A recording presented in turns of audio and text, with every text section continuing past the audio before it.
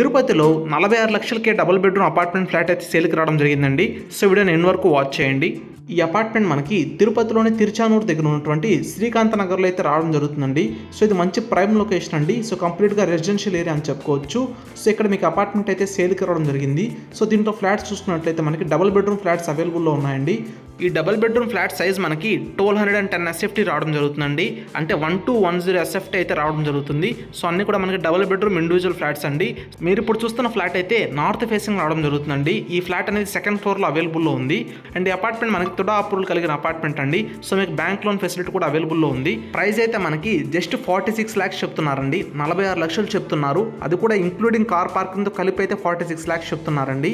So మీ payment అలాగే time period బట్టి slightly negotiation కూడా ఉంటుంది. సో తిరుపతిలో మంచి ప్రైమ్ లొకేషన్లో ఈ బడ్జెట్లో ఫ్లాట్ దొరకడం అనేది సో మీకు పాసిబుల్ అవుతుంది. సో మీరు అపార్ట్మెంట్ ఫ్లాట్ని అయితే ఒకసారి విజిట్ చేయండి. సో మీరు చూసుకోవచ్చు అపార్ట్మెంట్ అనేది చుట్టుపక్కల కూడా కంప్లీట్గా రెసిడెన్షియల్ ఏరియా అని చెప్పుకోవచ్చు.